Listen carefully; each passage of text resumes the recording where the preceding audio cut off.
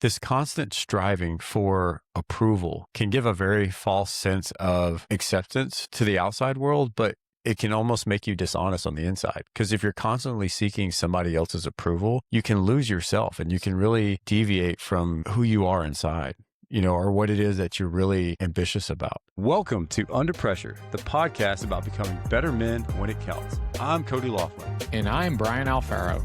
Each week, we have honest conversations about building businesses, leading families, carrying responsibility, and the pressure that comes with trying to do all of it well. If that sounds like your world, you're in the right place. No hype, no pretending we've got it all figured out, just real stories, real struggles, and what we're learning along the way.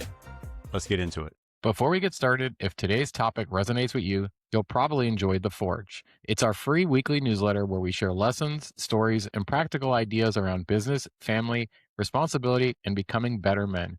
You can join at forgingbettermen.com. Now let's get into it. Cheers, Cody. Cheers. The other day, I was doing my social media posting for my business and planning, and I wrote a post that I thought was just perfect. Spent a lot of time writing it, crafting it, working on it, making sure it was perfect. And then it was time to post it. I deleted it. I got scared of posting it with the fear of what other people might think. Who specific? That's the funny thing about it is that there's no one. I had this imaginary person or this imaginary audience in my head that would be reviewing my posts and judging me based on something I wrote in social media. So you allowed people that aren't even directly involved in your business or directly involved in your personal decision-making to have veto power over things that you wanted to do? Exactly. And, I think we do that all the time. We hold back opinions on things. We hesitate starting a business. We hesitate a job change, big things that have to happen in our life in order for us to grow. That social media is just one example. But the core thing I started thinking about is how we are often fearful of making decisions because we're scared of what other people think about us or being judged by others. Brian, I think that's a valid concern, but you have to be cautious of allowing influences of blanket set of people to have that type of power over you. There are certain people that are close to you that have earned the right to challenge you, but that doesn't apply to everybody. And I want to talk about that today, Cody. How do we not become someone who refuses to listen? Because we're not saying everyone's opinion doesn't matter. What we're saying is there are select people in our life. We have to give them that power. We have to give them permission to seek their opinion, to value their opinion. So how do you decide whose opinion matters and when fear of judgment is quietly controlling the actions in your life? So, Cody, I want to talk about that example I just gave with social media. That's just one example. But what I realized after thinking about it is the issue is not that people have opinions. The issue is that imagined opinions stop us in our tracks before we ever build momentum, before we ever take action, or before we ever do things in life that could potentially improve our life. We're simply making a decision to not do something out of this imaginary judgment or these imaginary opinions that in reality likely don't even exist. Brian, I think what you're speaking to is that most people aren't afraid to fail. They're afraid to be seen as failing. And I think for us, especially as men, we're sometimes very susceptible to giving that power to the external world around us. We allow the perception of others to dictate our behaviors of the decisions we make because we're afraid of how we may be perceived by those around us. Yeah, Cody, with social media today, the being seen as a failure is much, much easier. Back in the day, if you failed at something, maybe your small circle knew, but that was about it. But part of being in business nowadays, especially if it's a business decision or if you're changing careers or if you're starting something or doing something big, publicly, is that we're always in the public eye. So it's natural for us to have a fear of being associated as a failure, especially as a man, right? Like as a man, there are very few people that run around and say I don't like winning. We like to win. Guys like to win. We're competitive by nature. That's just in our DNA. So that idea of being publicly shamed, so to speak, if you think about it, like going back to medieval times or even times before that, where if you did something embarrassing, it was like ruining your family name, right? You're from a place in Louisiana where your family name is actually like one of the few places where it's actually still relevant or important. And, back then, if you did something that shamed the family, so to speak, it was a big deal.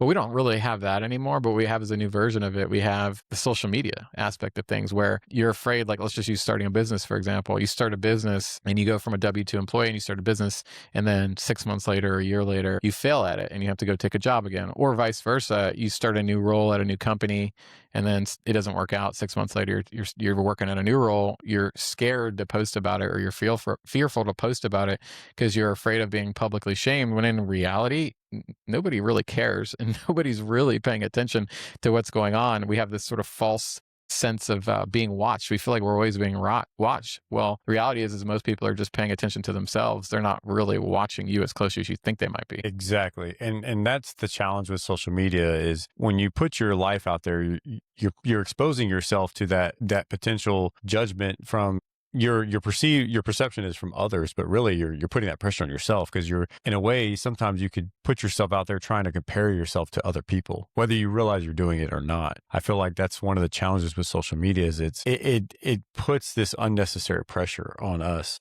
when we're doing different things in our lives that have an impact. And to your point, most people on social media, their attention spans are so short, they don't even remember what they just scrolled through.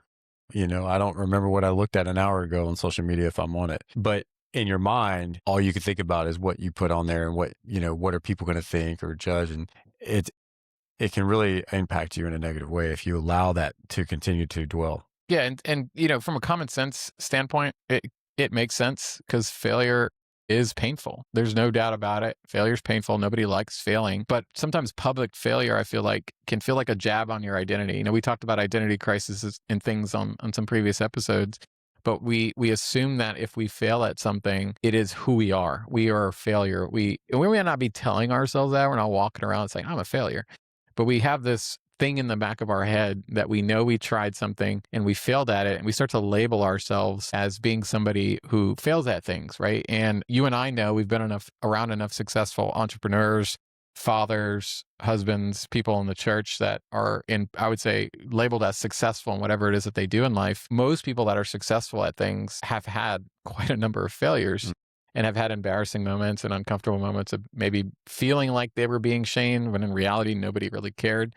But that fear of public failure and that jab at your identity as a man is often what makes it hard to swallow. And if you even think that there's a potential that posting that thing on social media will get you judged, or taking that new career is going to get you judged, and somebody's going to say, see, Cody, I told you so. I told you shouldn't have did that, when in reality, they had no credibility to even give you that opinion or that judgment in the first place. Sure. In my mind, I think about the definition of failure. Who defines what failure is? Why do other people get to define? This constant striving for approval can give a very false sense of acceptance to the outside world, but it can almost make you dishonest on the inside. Because if you're constantly seeking somebody else's approval, you can lose yourself and you can really deviate from who you are inside, or what it is that you're really ambitious about. And I think that's important to recognize. And that imaginary audience you create, that fear of failure and that identity crisis you're having where you feel like you're not being the best version of yourself, if you really think about it, you're kind of putting yourself in a prison, or you're putting yourself in a box by every time you're about to do something, the clothes you wear, the stuff you buy, where you shop, the stuff you post on social media, the job you work, the business you start, whatever it is that we're talking about that's in your particular situation for our audience that's listening, you're putting yourself in a prison or a box by being afraid to take action or do something, or publicly showing or publicly going out there and doing something bold, doing something brave. That prison is what ends up holding you back. So when you're on your deathbed and you're 90 years old and you're not thinking about I wish I made more money, or I wish I did that. You're thinking about the things you wish you did, the actions you wish you took, but you didn't because of your fear of failure and your fear of judgment. So Brian, riddle me this. So why does an opinion that hasn't been spoken yet feel like it has power over our decisions? I think that there is a basic human desire and a basic human need to fit in, right? To fit in, to not be rejected. It's a basic human sort of core function to fit in with the tribe. You think about back in the day, as I was speaking about, when we were cavemen, everyone wanted to fit in. We wanted to be a part of the tribe. We didn't want to be the outcast in the tribe. And then we talked about families, how powerful your family name used to be back in the day.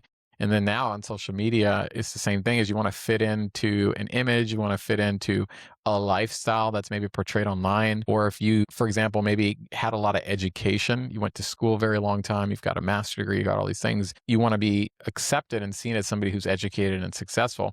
I think that basic human need and that desire to fit in is sort of the answer to your question of why we give people the power and why things feel so heavy very often when it comes to feeling like we're going to be judged if we do something. I think what happens though in turn is we overestimate how much attention are people really paying attention to the mistakes, the mishaps, the appearances or awkward moments. I think that's something that we internally apply this kind of false narrative around, but really we overestimate exactly what people are really paying attention to. Because if you really were to stop and think and pay attention, most people they're not even that really concerned about all the little things that you have going on. They're Right. concerned with their own problems. Exactly. I mean, we're always thinking about ourselves. So is everyone else. They're thinking about themselves. They're not thinking about you.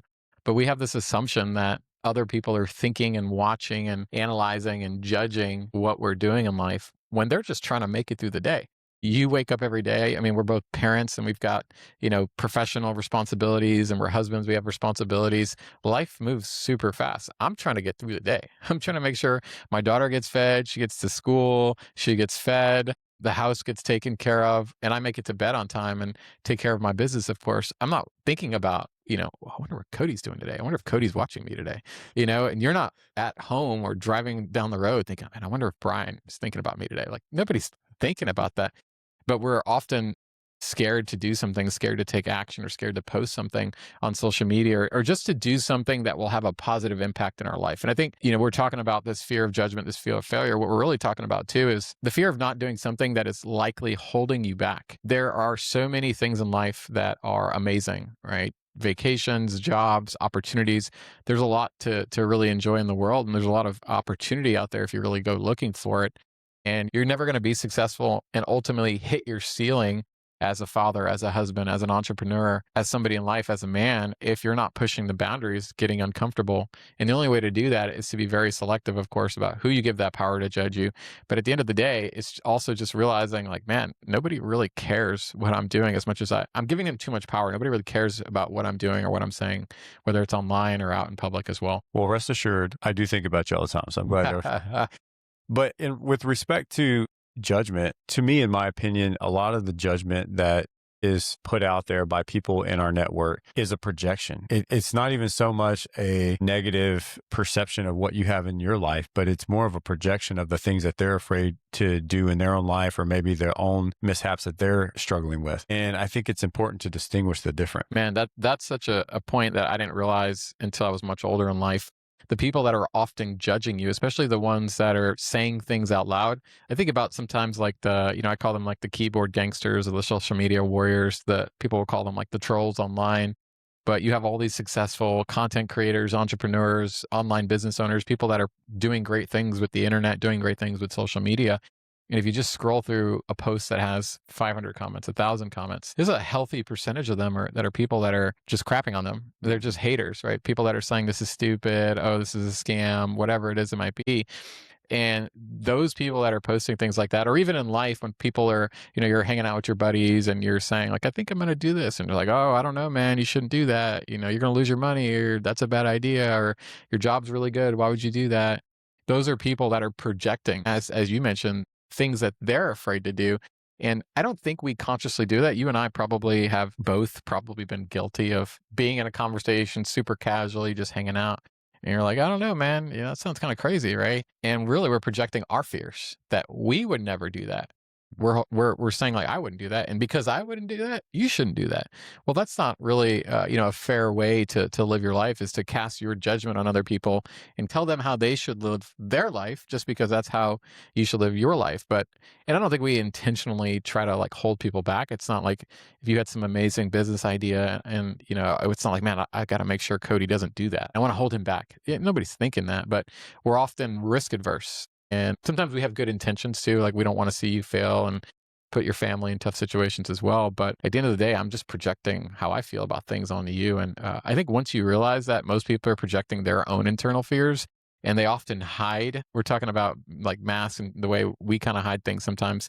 They're often hiding their fears of failure with how they're speaking, or their things or comments they're posting online. The way I summarize this is, a lot of criticism is fear wearing someone else's voice. And I've been guilty of it. I think, like you mentioned, you've been guilty of it. Others have been guilty of doing it to me, where they're projecting their own insecurities through fear, through judgment. And I think, to your point, you can't give You can't give that power. We have to be cautious of really vetting the people around us and the feedback and that judgment, that perceived judgment that we're getting. Who's it coming from? What credibility do you have to even give me your opinion? Or what credibility do you even have that would warrant me even giving you consideration? And especially people, we talked about social media. There's so many people that they live their entire lives on social media.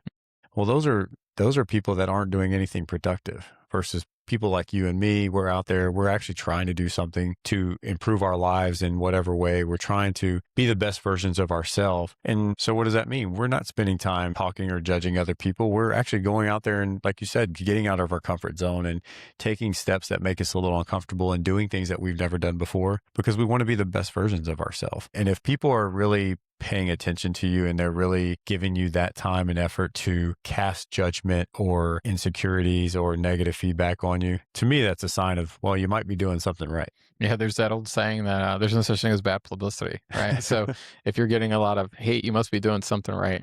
That's a good point. And I think caring what people think is human. It's our natural DNA to want to care what people think. And the goal cannot be to become completely indifferent. We're not talking about going out there and say, I don't give a dang what everyone thinks. I don't care what anyone thinks. I don't care what my wife thinks. I don't care what my mom thinks. I don't care what my mentor thinks. That would be a really bad idea. We have to selectively give people that power or that grace to cast, and not judgment. I think if you're giving that power to the right people, they're not judging you. They're actually strategically looking to give you guidance, give you advice, and put you in a position that will help you be successful. So let's talk about that. Yeah, Brian, I think it's important because some opinions should matter. There are people that are closest to you that should have an impact on you and should have an influence on you. There are a select people within your close network that have earned that right to have opinions that matter. For me, that would be, of course, my wife, my kids, people like you that we've done business together. We've partnered in business ventures together. Like we've worked closely enough together where I feel like I can trust the opinions and feedback that you would give me, right? But it's important to distinguish who those people are to you. Cody, not everyone who has an opinion has earned a vote. Let's talk about, some of the things that maybe helps people earn a vote. I think one is definitely their proximity. Somebody that's been around you for a very long time, that knows you very personally, that, not somebody you just met off the street, right? Taking somebody's comment, for example, that has not even their real picture on their social media profile, that has some hidden username, taking that and like losing sleep over it or really valuing their opinion, their judgment is not a good idea because they have a low proximity to you. They don't know you. They're not even sharing their real name. Why do you even care what that person particularly thinks? The other one is credibility. Taking advice from somebody who isn't in a position to give you that advice.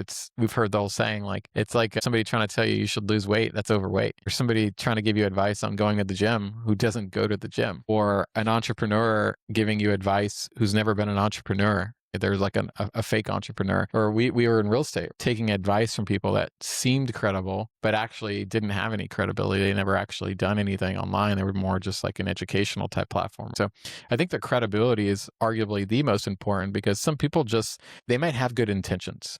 Let's not discount people's good intentions. We're not saying, they're judging you in a bad way. They might be judging, to use that term, or giving you feedback, and they might have good intentions, but the reality is they're not credible. In a position of credibility, at least when it comes to that particular thing, to give you advice. Like if my mom was giving me advice on how to buy real estate, well, my mom's never bought real estate before. So I love my mom, great human being, but she's not credible to give me advice to buy real estate. So listening to her would be a bad idea, right? So those are just some examples. I think proximity and credibility are really important.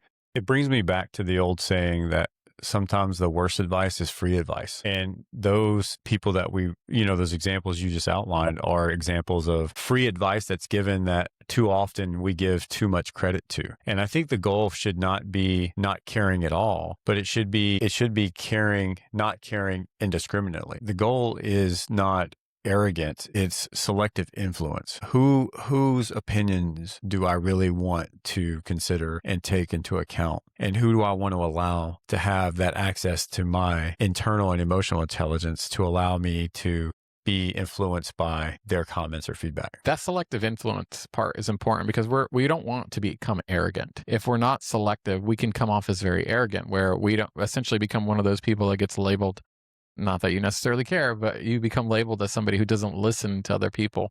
You don't take advice. You only do what you want to do. And on the outside, sometimes it can look like that when in reality, you're just selectively choosing who you're influenced by. And I think the most successful people that I've met and entrepreneurs that we all look up to, whether it's, through books or through social media or videos and different things, they're very selective about who they listen to, not only professionally, but personally as well.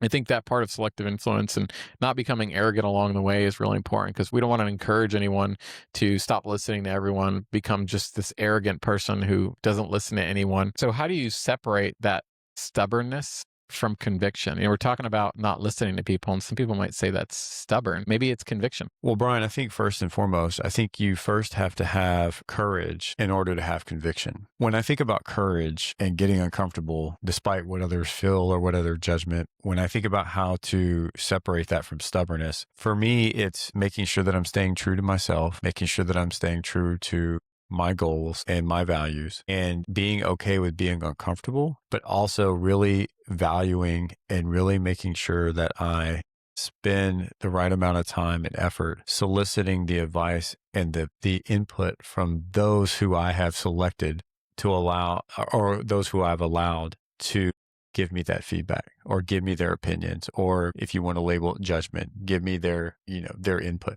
When it comes to stubbornness is the unwillingness to be open to feedback that we probably internally know is truth, but we don't want to admit it. Or maybe it means that we've made these same mistakes before and those around us are saying, hey, you've already done this or you've made these mistakes, and they're trying to hold you accountable so that way you don't make the same mistakes. But because internally, I don't know about you, I've personally been here before where no, I got to keep pushing through because I know I can get it right. And it ends up leading into the same stubborn mistakes over and over and over. So to me, the difference between conviction and stubbornness is having the courage to stay true to yourself and take the advice of those who you consider to be credible, but also being aware that stubbornness means don't be completely careless in weeding out that advice either. So let's talk about how to put some of this advice into reality in real life. How do you determine in life, live, in the moment, conversations happen very fast, whether a piece of advice that's being given from someone or an opinion that's being shared by someone deserves to carry any weight and have any influence? The one mistake that I've made in the past is reacting too quickly to feedback or advice. And it could be good reaction, bad reaction, or indifferent. But I think responding too quickly without taking the time to process the feedback or input. And that's something that I've learned as I've gotten older is it's okay to take time and pause and really reflect on the opinions and inputs of others that are credible to you. But it's important to kind of give yourself that time and space to really go through the exercise of evaluating that feedback and making sure that it does have the right influence or it does have the right ability to influence your decision making. But doing it in the moment or reacting in the moment hasn't always worked out for me in the past. I mean, I think if you have time, things get a little bit easier, but I'd like to put like a 4-step framework in front of our audience to how to react in the moment or how to decide whether somebody's opinion or judgment is even deserved. I know for me, one of the first things on that four-step framework is really asking myself, the second that person opens their mouth, you can kind of see it coming sometimes. Like you're like, here it comes. Here it comes. Yeah, here comes that unsolicited advice or that comment or that opinion and that judgment. The first question I'm asking myself is, who is speaking? Is this person credible, as we mentioned, to even have an opinion worth putting any weight on? Doesn't mean you like stop them and say, hey, you stop that. Like let them speak. Of course, we're being adults here, we're being professional, but asking yourself, who is the person that's actually speaking? Do they have enough proximity to me to even understand the situation that I'm in? If you go to Thanksgiving dinner and you haven't seen, your aunt in 2 years, and you start sharing stories around the table and she starts giving you advice on something, well, like, I haven't seen you in a couple of years. I haven't talked to you in a couple of years. Maybe you don't have any experience in this particular area in life or industry or whatever it is. I'm going to listen to your opinion because it's the right thing to do respectfully, but you don't have enough proximity to me to give me advice in that particular area. So I think proximity and who is talking and understanding where that person is and if they're credible enough to give you advice is definitely step one. Well, for me, to expand on that, the next one for me would then be have they earned the right to have a vote?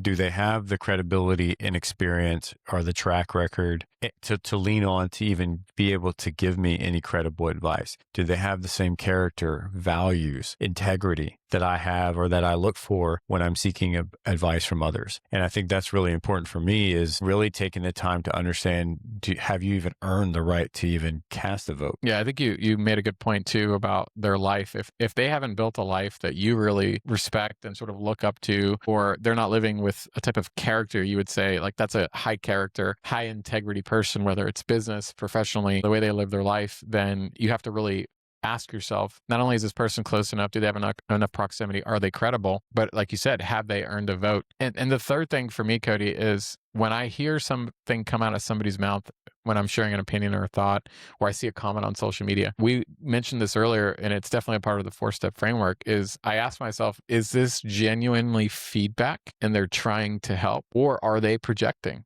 We talked about how it's very common how people project their feelings and their experiences or their own fears onto you, which is why they make comments and say things and sometimes do things. So if it's genuinely feedback and they're giving you feedback and it's coming from a good place and you feel like they're close enough and they've earned that vote, you should definitely listen. But if they're just projecting their own personal fears onto you, you have to stop and kind of be careful about weighing that feedback that they're giving you. Sure. Well, Brian, lastly for me, the last question I would have for myself is, which regret is heavier? 5 years from now, are you going to regret the criticism, or are you going to regret letting it stop you from making the decisions that you need to make? The worst position you can be in is reflecting down the road on deciding between criticism, judgment, and taking it to account and letting it affect you in a way that prevents you from becoming the best version of yourself. Yeah. And let's talk about some practical applications here, right? You're making a big decision. You're starting a new career. You're starting a business. You're making an investment. You're doing something that you know you may get some criticism, some feedback, or some judgment on. What are some steps you can do and you can take to really go through that decision? Well, I think one is sitting down, writing that decision down on a sheet of paper, and really asking yourself, who are the people in my life that I'm really going to value an opinion on for this particular decision I'm about to make? Maybe it's one person, maybe it's 3 people, maybe it's 5 people. But if you're making a business decision, for example, around like starting a business and being an entrepreneur, well, you should probably try to talk to 3 to 5 entrepreneurs who are running successful businesses that are in your circle, that have that close proximity, that you really value their opinion. If you're not sitting down and doing that exercise before you make a big decision, then everyone's advice and judgment and feedback can come off as an authoritative statement. You can feel like they're an authority in the subject matter, because there's that kind of funny saying that everyone's an expert at something, right? It's like you magically get this information in your head and people are an expert. We joke about like real estate all the time, right? It's like everyone's a real estate expert. And when crypto was hot, everyone's a crypto expert all of a sudden. It's like people become magical experts at things when you start bringing up topics. But you got to be careful on taking people's advice and deciding who's an authority, and listing those 3 to 5 people down. Whose opinions do I matter? Who do I consider an authority in this particular area will help you make that big decision. For me, I go back to defending every decision. You don't need to defend every decision you make. When you're having to over-explain and be in constant defense of the decision you're making, really you're just asking for permission still. So sometimes it's just making a decision and committing to it and having the courage to commit to it and taking that next step without having to defend yourself. I think sometimes just there's that saying, take a leap of faith. And to your point, not defending every decision. You don't have to explain yourself to everyone. And that's something that I didn't realize until I was a little bit later in life. I feel like if I'm making a big decision, I need to have a story ready to tell. Why am I deciding to buy this car? Why am I deciding to live in this area? Why am I deciding to work at this job? Why am I deciding to not have a job and be an entrepreneur? There's so many decisions we make, big decisions in life, that we get criticized for, or we get feedback or judgment on. Realizing that we don't have to defend every decision that we make is kind of relieving. It takes a little bit of stress off your shoulder. Going, you know what? I don't really care what other people think. And if you don't like it, you don't like it. And I'm not going to sit here and defend my decision, because guess what? I don't have to. So Brian, I think that leads me to another point, which is really evaluating whose approval you're really seeking or chasing. Oftentimes, I think we find ourselves chasing the approval from those who we really wouldn't trade lives with. They're not even aligned with what it is that we're trying to achieve. Maybe their values are misaligned with ours, but for some reason, we need their approval to help satisfy or solidify the decisions that we're making. And you have to be able to acknowledge that and understand when you're making that, because we should not be seeking the approval of people who we wouldn't want to trade lives with. I think that's a good point, Cody, because there's a lot of people that we may say, in hindsight, I was seeking their approval, maybe because they had a lot of money, and we would like to have a lot of money one day. But when we look at their lifestyle, like you were mentioning, maybe they're working 100 hours a week and they haven't seen their kids, or they see their kids for like 30 minutes a day. Their wife doesn't really know who they are. And we may be seeking their approval from a professional standpoint because their business is a success. They're making a lot of money. But we have to ask ourselves, would we trade lives with that particular person? Would we give up the great relationship we have with our spouse, the relationship we have with our kids, maybe the flexibility or the time freedom we have, in exchange for some financial benefit? I personally wouldn't. I would rather live a more comfortable life, stress much, much lower, where I'm actually enjoying life on a daily basis and my kids know who I am, my wife knows who I am, and we're growing together, versus having, 10x the amount of money that I have, 100x the amount of money that I have, but losing all the things in life that I actually think are more valuable. So I think, to your point, really weighing, would I trade a life with this person? The person giving me advice, if we were in different seats right now, would I actually be happy? Yeah, it comes down to really defining who you are and what's most important to you, and making sure, again, that you stay true to that. You stay true to yourself and not let those who may appear to be a person of significance or of power or of influence, but in reality, they have nothing closely aligned with what you've defined as who you are. So, Cody, I want to wrap this up by saying you're never going to build a life that you're proud of if you're trying to build a life that everyone approves of. Some people are just not going to understand you. They're not going to understand the journey that you're trying to go on in life. They're not going to understand the goals that you're trying to achieve. And that's okay. And that's why, at the end of the day, you should only focus on seeking the approval and accepting the judgment of people that are chasing the same dream, going down the same path, and have really earned the right to be close to you. It's important to remember that the people that you allow to have influence over you, or the people that you allow to give inputs, they don't always wake up with the consequences of the decisions you make. You do. So the question is not whether or not people will have opinions. They will. The question is whether those opinions get to build your life for you. This week, if you're listening in the audience, make one decision without asking an imaginary audience for approval. Appreciate you being here with us. Stay connected by joining our weekly newsletter called The Forge, delivered straight to your inbox, with thoughts on business, work, family, and becoming a better man. Make sure to check out forgingbettermen.com to sign up. If this show hits home for you, then hit the follow button and leave us a review to help us reach more guys who would benefit from it. This is Under Pressure.